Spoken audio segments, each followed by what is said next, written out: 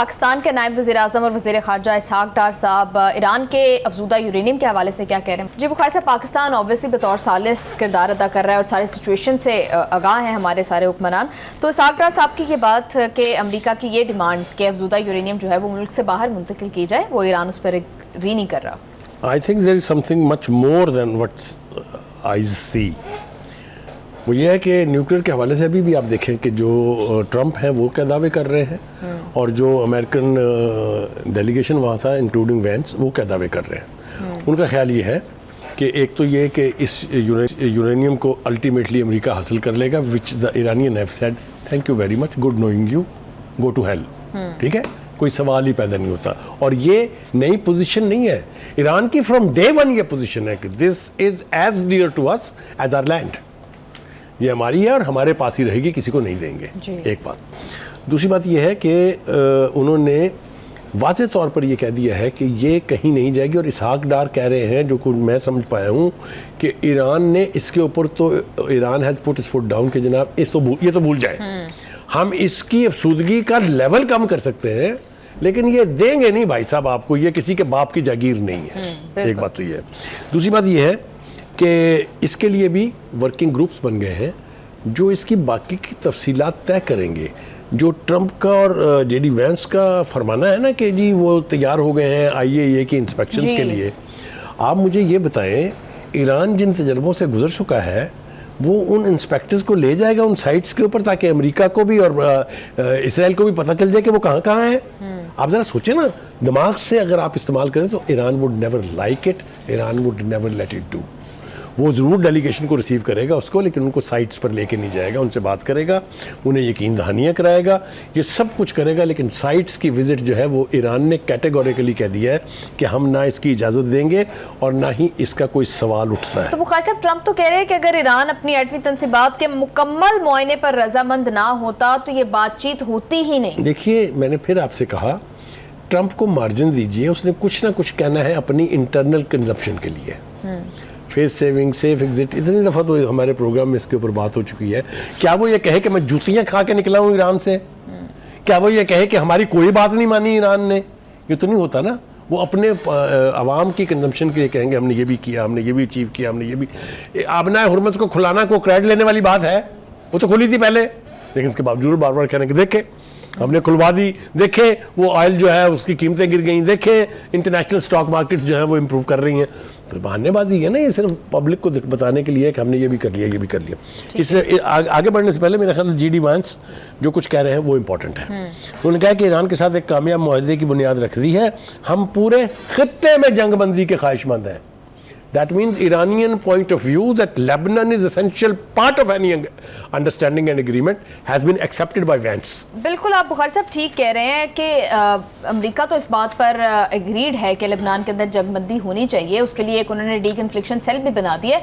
मगर सवाल ये है कि जिस तरह के बयानात हम देख रहे हैं नेतन्याहू के, जिस तरह के हरकत देख रहे हैं, कॉन्स्टेंटली अपनी फौज से बात करते हैं या मीडिया से करते हैं, तो वो यही कहते हैं कि लेबनान के अंदर सिक्योरिटी। मैंने कल भी ये कहा था, मैं आज फिर अपनी बात को दोहरा देता हूँ, it doesn't matter what Netanyahu says, all depends on America क्या कमिट करता है। अगर अमेरिका ये कमिट करता है कि लेबनान में जंगबंदी होगी तो नेतन्याहू का बाप भी नहीं रोक सकता उसको। लेकिन अमेरिका तो इतनी दफा कमिट कर चुका है, लेकिन इसराइल बमबारी जारी रखते हैं। प्रेशर मेंटेन रखने के लिए एज ए स्पॉइलर उसने जब तक पॉसिबल था उस वक्त तक वहाँ हरकत की उसने। अब तो उसने खुद आके टीवी पे कहा है ना कि जी बस अब जंग रोक दें, कोई मजीद अटैक जो है वो लेबनान पर नहीं होंगे। लेकिन मैं आपको ये बात बता दूँ, वसूख के साथ सारे मुआहदे का दारोमदार है लेबनान में जंगबंदी पर। अगर ये नहीं होगी तो ईरान ने मुजाहरा दिखा दिया ना, एक बर्गन स्टॉक में क्या हुआ, उनका ओके अगर हम धमकी देंगे बात ही नहीं करेंगे हम आपसे, उठ गए वो, नहीं आए वापस वो। तो who is speaking from A position of strength? तो बुखारी साहब, नेतन्याहू पर ये जो बयानात दे रहा है कि ईरान के साथ जंग अभी खत्म नहीं हुई, लेबनान के अंदर सिक्योरिटी जोन में मौजूद रहेगी फौज, इस तरफ अपनी पब्लिक के लिए, मैंने कहा ना कि दोनों को अपनी इंटरनल पॉपुलेशन के लिए कुछ ना कुछ फेस सेविंग और सेफ एग्जिट चाहिए।